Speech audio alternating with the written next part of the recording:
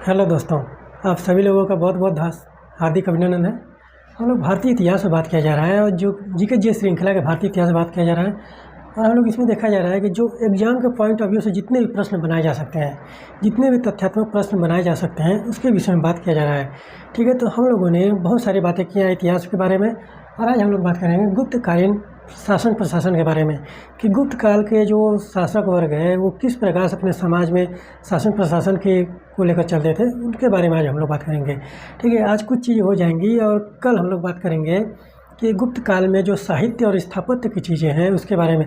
स्थापत्य में आज हम आपको बता देंगे कि कौन कौन से मंदिर बहुत ही ज़्यादा महत्वपूर्ण है, वहाँ से प्रश्न बनते हैं। और उसके बाद स्थापत्य में जो अजंता की गुफाएँ उसके बारे में बात किया जाएगा।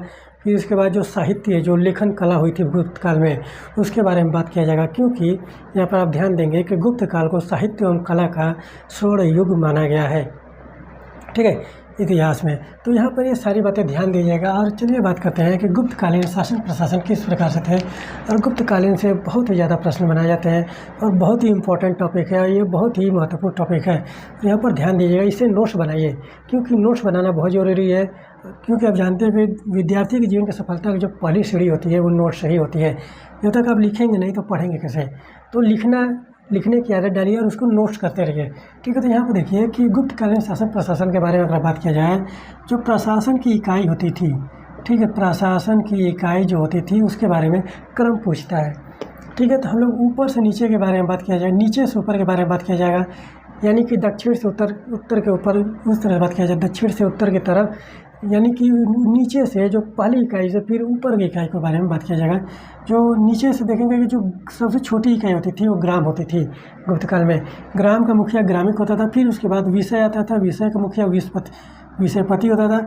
विषय के बाद भुक्ति आता था। भुक्ति जो है उसका मुखिया जो उपरीक होता था।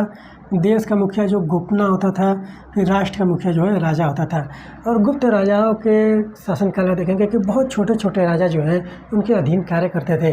क्योंकि वहाँ पर जो समुद्रगुप्त के बारे में हम लोगों ने पिछली कक्षा में बात किया था, तो वहाँ पर देखेंगे कि समुद्रगुप्त ने जो नीति अपनाई थी कि राजाओं को जीतो, उनसे संधि करके उनसे राजस्व की चीज़ें लेकर उनको आज़ाद कर दो। तो उस तरह से जो चीज़ें वहाँ पर देखने को मिलती है। और इसीलिए यहाँ पर देखेंगे कि गुप्त शासकों के अंदर अधीन छोटे छोटे राज्य जो है वहाँ पर उसके अधीन कार्य करते थे। ठीक है, तो यहाँ पर ध्यान दीजिएगा। तो इसीलिए यहाँ पर बहुत सारे इकाइयाँ देखने को मिलती थी समाज में। तो यहाँ पर देखिए कि जो कर लिया जाता था, जो भू राजस्व लिया जाता था, वो 1/4 से 1/6 तक होता था। ठीक है, तो यहाँ पर ध्यान दीजिएगा कि जो राजस्व की चीज़ें देखने को मिली थी वो 1/4 से 1/6 होती थी। ठीक है, फिर इसको देखिए कि सिंचाई के लिए रहट शब्द देखे होंगे, रहट चीज़। वहाँ पर एक बार आप लोग देखिए, NCERT की पुस्तक अगर होगी आप लोगों के पास तो आप देखिएगा कि जो गुप्त काल है, जो प्राचीन काल में जो सिंचाई के साधन है वो किस प्रकार से थे। फिर उसके बाद घंटी यंत्र, रहट और घंटी यंत्र का प्रयोग किया जाता था गुप्त काल में सिंचाई के लिए। फिर उसके बाद देखिए कि गुप्त काल में स्वर्ण मुद्राओं को दिनार बोला गया है। दिनार, इस तरह से दिनार आप लोगों को इस तरह से जो इसका साउंड करता हुआ है कि ये फारसी शब्द है, लेकिन यहाँ पर गुप्त काल में स्वर्ण मुद्राओं को दिनार बोला गया है। और स्वर्ण मुद्राओं से आप लोग यहाँ पर एक चीज़ नोट डाउन कर लीजिए कि यहाँ पर ध्यान दीजिएगा कि जो पहली बार भारत में पहली बार सोने के सिक्के चलाए गए। पहली बार सोने के सिक्के चलाए गए। किसके द्वारा चलाए गए थे? अभी हमने इंडो ग्रीक शासकों के बारे में जब पढ़ रहे थे तो वहाँ बताया था। पहली बार जो सोने के सिक्के चलाए गए वो विम कड़फिसेस था। ठीक है, विम कड़फिसेस, यहाँ पर ध्यान दीजिएगा। ठीक है, विम कड़फिसेस जो है पहली बार भारत में सोने का सिक्का चलाया। फिर इसके बाद प्रश्न आता है कि शुद्ध सोने के सिक्के किसने चलाए? शुद्ध सोने के सिक्के। ठीक है, तो यहाँ पर ध्यान दीजिएगा, शुद्ध सोने के सिक्के पहली बार किसने चलाया? पहली बार किसने चलाया? ठीक है, तो यहाँ पर ध्यान दीजिएगा। ठीक है, किसने चलाया था? वो था कनिष्क। ठीक है, वो था कनिष्क ने पहली बार भारत में शुद्ध सोने के सिक्के चलाए। ठीक है, कनिष्क ने पहली बार शुद्ध सोने के सिक्के चलाए। फिर इसके बाद आता है प्रश्न कि संख्या के आधार पर, ठीक है, संख्या के आधार पर सबसे ज़्यादा किस वंश के शासकों ने सोने के सिक्के चलाए। ठीक है, तो यहाँ पर ध्यान दीजिएगा, किस वंश के शासकों ने सोने के सिक्के चलाए। ठीक है, तो ये प्रश्न बनता है। ठीक है, तो यहाँ से आप लोग कला और साहित्य से यानी कि राजस्व से की चीज़ों से ये सारे प्रश्न बनाए जाते हैं। सोने के सिक्के चलाए। ठीक है, तो यहाँ पे ये सारी बातें ध्यान दीजिएगा। और कौन चला, किस वंश के शासकों ने चलाए? गुप्त वंश के। ठीक है, गुप्त वंश के शासकों ने सबसे ज़्यादा सोने के सिक्के चलाए थे, जिनको दीनार बोला गया। ठीक है, और जो सोने के सिक्के हैं यहाँ पर देखेंगे कि गुप्त वंश में जो पहली बार सिक्के चलाए गए थे, वहाँ पर सोने की बात नहीं की गई है। सोने के सिक्के संख्या के आधार पर गुप्त वंश के शासकों ने सबसे ज़्यादा चलाए हैं। जो पहली बार गुप्त वंश के शासकों में सिक्के चलाए गए थे वो चंद्रगुप्त प्रथम के द्वारा चलाए गए थे। तो यहाँ पर ध्यान दीजिएगा, श्रीगुप्त और यहाँ पर घटोत्कच के शासन में सोने के, वहाँ पर सोने के सिक्के या किसी भी प्रकार के सिक्कों का विवरण नहीं मिलता है। जो गुप्त वंश में सिक्कों का विवरण मिलता है वो चंद्रगुप्त से मिलता है, चंद्रगुप्त प्रथम से। ठीक है, तो यहाँ ध्यान दीजिएगा, यहाँ पर देखिए कि जो अभिलेखों से साक्ष्य मिलते हैं कि सती प्रथा का प्रथम साक्ष्य मिलता है एरण अभिलेख से। ठीक है, एरण अभिलेख से वहाँ पर साक्ष्य मिलता है। और यह एरण अभिलेख किसका? भानुगुप्त का एरण अभिलेख है। और इसमें क्या कहा गया है कि गोपराज नामक एक व्यापारी है। ठीक है, गोपराज नामक व्यापारी है, गोपराज व्यापारी। ठीक है, इसकी पत्नी के सती होने का साक्ष्य है, पत्नी के सती होने का। ठीक है, सती होने का। तो यहाँ पर ध्यान दीजिएगा, किसका मिलता है? गोपराज नामक व्यापारी का पत्नी के सती होने का साक्ष्य है। कहाँ है? एरण अभिलेख में। और यह किसका है? भानुगुप्त का है। ठीक है, तो यहाँ पर ध्यान दीजिएगा। फिर इसको देखिए कि यहाँ पर जो व्यापारिक केंद्र थे, ताम्रलिप्ति है, भृगु कक्ष है, अरिकमेडु है, मुजरिस है, फिर कावेरीपट्टनम है, प्रतिष्ठान है, सोपारा है, बारबेरिकम है। ठीक है, तो ये क्या थे? अंतर्राष्ट्रीय व्यापार के प्रमुख केंद्र थे, अंतर्राष्ट्रीय व्यापार के प्रमुख केंद्र थे। और यहाँ पर देखेंगे कि जो पश्चिमी भारत का है वो भृगुकच्छ जो है सबसे महत्वपूर्ण बंदरगाह था। पश्चिमी भारत का भृगुकच्छ जो है वो पश्चिमी भारत का सबसे महत्वपूर्ण बंदरगाह है, यानी कि भृगुकच्छ से पश्चिम के देशों को व्यापार होता था। और ये कहाँ था? गुजरात में। ठीक है, यहाँ पर ध्यान देंगे, गुजरात में था। भड़ौच इसको बोला जाता है, भड़ौच। ठीक है, भड़ौच इसको बोला जाता है। और ये पश्चिमी भारत का सबसे महत्वपूर्ण बंदरगाह है। और ताम्रलिप्ति अब देखेंगे कि शायद ये पश्चिम बंगाल में है। ठीक है, कावेरीपट्टनम ये देखेंगे कि दक्षिण भारत में है। इसके बाद प्रतिष्ठान वाला जो क्षेत्र है महाराष्ट्र में है, सोपारा भी महाराष्ट्र में है। ठीक है, तो ये सारे जो है अंतर्राष्ट्रीय व्यापार के केंद्र थे। ठीक है, तो यहाँ पर ध्यान दीजिएगा। फिर इसके बाद देखिए कि चीनी यात्री जो था फायान किसके शासनकाल में आया था? चंद्रगुप्त द्वितीय के, विक्रमादित्य के शासनकाल में। फायान जो है चंद्रगुप्त द्वितीय विक्रमादित्य के शासनकाल में आया था। ठीक है, गुप्त द्वितीय विक्रमादित्य के शासनकाल में। ठीक है, तो यहाँ पर ध्यान दीजिएगा कि चंद्रगुप्त द्वितीय विक्रमादित्य के शासनकाल में फायान जो भारत आया था। और इसने कहा कि जो समाज में लोग हैं, जो समाज के लोग हैं वो लोग क्रय विक्रय के लिए कौड़ियों का प्रयोग करते हैं। ठीक है, तो ये स्टेटमेंट है कि समाज के लोग कौड़ियों का प्रयोग करते हैं। यह बात जो है किसने कहा था? यह बात फायान ने कहा था। ठीक है, फायान की कहाँ का था? चीन का था। और किसके शासनकाल में? चंद्रगुप्त द्वितीय विक्रमादित्य के शासनकाल में। ठीक है, ये बातें ध्यान दीजिएगा। फिर यहाँ पर देखिए कि गुप्त काल को कला व साहित्य का, ठीक है, यहाँ पर प्रश्न पूछ रहे हैं कि प्राचीन काल में कला व साहित्य का स्वर्ण युग किसे माना गया है? तो वह है गुप्त काल। फिर यहाँ पर देखिए कि भूमि कर को उद्रंग बोला गया। गुप्त काल में भूमि कर को उद्रंग और भाग कर बोला गया है। भूमि कर को उद्रंग और भाग कर बोला गया है, यहाँ पर ध्यान दीजिएगा। फिर इसके बाद देखिए कि सर्वाधिक महत्वपूर्ण व्यापारिक केंद्र जो है वो उज्जैन था। ठीक है, यहाँ पर ध्यान दीजिएगा कि उज्जैन जो है सर्वाधिक महत्वपूर्ण व्यापारिक केंद्र था। कब? गुप्त काल में। ठीक है, तो यहाँ पर ध्यान दीजिएगा। और उज्जैन से बहुत सारी चीज़ें देखने को मिलती है। ये अवंती की राजधानी है। ठीक है, तो यहाँ पर ध्यान दीजिएगा, ये अवंती की राजधानी है। प्राचीन काल में अवंती की राजधानी कहाँ पड़ता है? मध्य प्रदेश में। ठीक है, तो यहाँ पर ध्यान दीजिएगा कि मध्य प्रदेश में यह पड़ता है। तो ये सारी बातें आप लोग ध्यान दीजिए, नोट डाउन करते रहिए। नोट्स बनाना बहुत ज़रूरी है। फिर इसके बाद देखिए कि सिंचाई कर को विदक भागम या उदक भाग कहा गया है। सिंचाई कर को विदक भागम या उदक भाग कहा गया है। फिर इसको देखिए कि रेशम के लिए कौशेय शब्द का प्रयोग किया गया है। गुप्त काल में रेशम के लिए कौशेय शब्द का प्रयोग किया गया है। और हमने जब इंडो ग्रीक पढ़ाया था, कनिष्क के बारे में पढ़ा गया था, कुषाणों के बारे में पढ़ा गया था, तो पढ़ा था कि जो रेशम मार्ग पर नियंत्रण रखते थे वो कुषाण वंश के शासक थे। और रेशम मार्ग कहाँ था?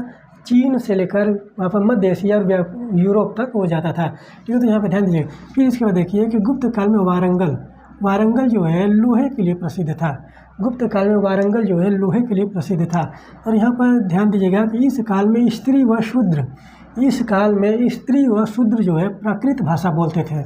ठीक है, स्त्री व शूद्र प्राकृत भाषा बोलते थे, लेकिन उच्च वर्ग जो है वो संस्कृत बोलते थे। ठीक है, उच्च वर्ग जो है वो संस्कृत बोलते थे। ठीक है, तो यहाँ पे ध्यान दीजिएगा, ये सारे बातें जो फैक्चुअल नॉलेज है, फैक्ट के आधार पर आप लोग इसको याद करिए और यहाँ पर नोट डाउन करते हैं। फिर इसके बाद देखिए कि शतरंज का खेल जो है गुप्त काल की देन है। भारत में शतरंज का खेल खोजा गया था और उसको क्या बोला गया? चतुरंग। ठीक है, चतुरंग इस तरह से समझिए कि जो चौसर होता है। ठीक है, चौसर समझ रहे हैं? ये महाभारत में दिखाया गया है कि जो चौसर का खेल होता है, उसी प्रकार से यह अभी होता था कि चतुरंग उसको बोला गया और उसी से शतरंज का विकास हुआ। यह मध्य एशिया गया, फिर वहाँ से यूरोप में गया, ईरान से फारस गया, फारस से यूरोप गया। इस तरह से बातें यहाँ पर देखने को मिलती हैं। ठीक है, तो चौसर जो यहाँ पर रामायण महाभारत में भी देखने को मिलता है। और यहाँ पर एक बात देखिएगा कि जो महाभारत में जो चौसर का खेल दिखाया गया है वो देखिए कि कहाँ से कहाँ खोजा गया था, गुप्त काल में खोजा गया था। तो जाहिर सी बात है कि जो गुप्त काल में महाभारत की अंतिम चीज़ें लिखी गई होंगी। ठीक है, तो ये सारी बातें जो आप लोग ध्यान दीजिएगा और समझने का प्रयास कीजिए। ठीक है, ह्यूमैनिटीज़ के विषय में कोई भी चीज़ वहाँ पर सर्वत्रिक सत्य नहीं माना जाता और उसको हमेशा खंडन किया जा सकता है। तो एक मान्यता के आधार पर इस तरह से हम देख सकते हैं कि गुप्त काल में अगर चतुरंग यानी कि चौसर का खेल का खोज हुआ था, जिसे शतरंज बोला गया है, तो जाहिर सी बात है कि जो गुप्त काल में ही महाभारत का अंतिम कायाकल्प किया गया होगा। ये सोचने वाली बात है। और जो काल निर्धारण किया जाता है रामायण और महाभारत का, वो सोचिए, और जो लेखन कला हुआ है वो कहाँ हुआ है। तो ये सोचने वाली बात है कि काल निर्धारण तो बहुत पहले, लाखों वर्ष पहले माना जाता है, लेकिन उसका जो रचना हुआ है वो आप देखेंगे कि प्राचीन काल में हुआ है, यानी कि उसके रचना का समय काल तो प्राप्त है। ठीक है, तो वो बातें आप लोग ध्यान दीजिए। और ये सोचने वाली बात है, कितनी पीढ़ियाँ उसको याद रखी होंगी। ये सोचने वाली बात है, समझने वाली बात है। वहाँ पर कोई नेगलेक्ट करने वाली बात नहीं है। वहाँ पर उस तरह से वहाँ पर मत लीजिएगा कि किसी के भावनाओं को आहत किया जा रहा है। ये सोचने समझने वाले थे। ह्यूमैनिटीज़ के विषय में, मानविकी के विषय में कोई भी चीज़ सार्वत्रिक सत्य नहीं होता है। ठीक है, तो यहाँ पर ध्यान दीजिएगा। ये सारी बातें जो है गुप्तकालीन प्रशासन के बारे में है। और जो बातें होंगी साहित्य से संबंधित, वो सारी बातें जो है हम लोग कल करेंगे कि किस किस चीज़ के बारे में गुप्त काल में बात किया गया है। और यह भी देखा जाएगा कि जो गुप्त काल में चीज़ें बोली गई आर्यभट्ट के द्वारा, वारामिहिर के द्वारा, फिर चरक सुश्रुत के द्वारा, तो वो सारी चीज़ें जो बोली गई थी वो आधुनिक युग में यूरोपियों के द्वारा वह खोजा गया है, सिद्ध किया गया है। तो ये सोचने वाली बात है कि भारत में क्या क्या चीज़ें हो रही थी। ठीक है, यहाँ देखिए कि गुप्तकालीन भूमि, कितने प्रकार की गुप्त काल में भूमियाँ देखने को मिलती है। देखिए कि क्षेत्र जो होता था, कृषि करने योग्य भूमि को क्षेत्र बोला गया है। इसके बाद वास्तु वहाँ पर वास करने के लिए जो चीज़ें योग्य भूमि हो, वास करने योग्य भूमि यानी कि रहने के लिए। ठीक है, तो यहाँ पर ध्यान दीजिए कि रहने के लिए जो भूमि योग्य होगी उसको वास्तु बोला गया है। इसके बाद चारागाह, यानी कि पशुओं के चराने के लिए चारागाहों का प्रयोग किया जाता है। तो पशुओं के चारा योग्य भूमि जो है उसको चारागाह बोला गया। फिर इसके बाद सिल्य जो है भूमि जोतने योग्य न हो, जो भूमि जोतने योग्य न हो सिल्य माना जाता है। फिर इसके बाद देखिए एक शब्द सिल्य है। ठीक है, तो यहाँ पर एक बार शब्द जो है वो सिल्य है और एक शब्द जो है खिल्य है। ठीक है, तो यहाँ पर कंफ्यूज मत होइएगा। सिल्य जो है न जोतने योग्य भूमि है। ठीक है, न जोतने योग्य भूमि है। और खिल्य जो है भूमि की माप की इकाई है, भूमि की माप की इकाई। ठीक है, यहाँ पर ध्यान दीजिएगा कि माप की इकाई है ये। ठीक है, तो ये सारी बातें आप लोग ध्यान दीजिएगा, कंफ्यूज मत होइएगा सिल्य और खिल्य में। ठीक है, तो यहाँ पर ये बातें ध्यान दीजिएगा। सिल्य जो है जो भूमि जोतने योग्य न हो, और जो खिल्य है भूमि की माप की इकाई होती थी। फिर इसको देखिए अग्रहत को क्या बोला गया? जंगली भूमि, यानी कि जंगल वाली जो क्षेत्र है उसको अग्रहत बोला गया। फिर इसको देखिए कि गुप्तकालीन जो महत्वपूर्ण मंदिर वैसे बहुत सारे बनाए गए थे। गुप्त काल में आप देखेंगे जो क्षेत्रीय राजवंश है, क्षेत्रीय राजवंशों के द्वारा बहुत सारे मंदिरों का निर्माण किया गया है। और अजंता गुफाओं में, अजंता एलोरा गुफाओं में भी बहुत सारे मंदिर देखने को मिलता है। इसका देखिए कि जो महत्वपूर्ण मंदिर है, जो एग्जाम का पॉइंट ऑफ व्यू से महत्वपूर्ण है, यहाँ देखिए कि विष्णु मंदिर कहाँ है? जबलपुर मध्य प्रदेश में तिगवा नामक स्थान पर, जबलपुर मध्य प्रदेश में विष्णु मंदिर है, जिसका निर्माण गुप्त काल में हुआ था। फिर इसके बाद देखिए शिव मंदिर, ये भी आप देखेंगे कि एमपी में भूमरा नामक, नागौद नामक स्थान के भीमरा नामक जगह पर, वहाँ पर शिव मंदिर है, ये मध्य प्रदेश में है। फिर इसके बाद पार्वती मंदिर, नचना कुठार मध्य प्रदेश में पार्वती मंदिर मिलता है। भीतर गाँव का मंदिर है, भीतर गाँव कानपुर में एक जगह का नाम है भीतर गाँव, ठीक है, वहीं पर यह मंदिर है जिसका निर्माण हुआ था गुप्त काल में, ठीक है। तो यहाँ पर ध्यान दीजिएगा। फिर उसके बाद देखिए कि दशावतार मंदिर, सबसे महत्वपूर्ण मंदिर दशावतार मंदिर, देवगढ़ झांसी का जो मंदिर है दशावतार मंदिर, ठीक है। तो वो देखेंगे कि उत्तर प्रदेश में पड़ता है। सबसे ज़्यादा इसी के बारे में पूछा जाता है कि दशावतार मंदिर किसके शासनकाल में बनाया गया था, तो वो गुप्त काल की देन है, ठीक है। तो ये सारी बातें जो हैं आप गुप्त काल से नोट डाउन करिए, नोट्स बनाते रहिए, क्योंकि विद्यार्थी के जीवन की सफलता की पहली सीढ़ी जो है वो नोट्स से ही होती हैं। और यहाँ पर जो चीज़ें कमियाँ लगे, जो अच्छा लगे, इसके बाद जो चीज़ें सुधार करनी है, वो सारी चीज़ें आप कमेंट करिए और ज़रूर बताइए कि वहाँ पर लेक्चर जो है किस तरह से लगा, अच्छा लगा, बुरा लगा, जो कमियाँ हो, जो चीज़ें अच्छी ना लगी हैं उसको कमेंट करके बताइए, और उसमें सुधार करके और भी अच्छे तरीके से उसको पेश किया जाएगा, ठीक है। तो यहाँ पर ये सारी चीज़ें नोट डाउन करिए, नोट्स बनाइए। चलिए मिलते हैं अगले लेक्चर में, कल के लेक्चर में, तब तक के लिए धन्यवाद।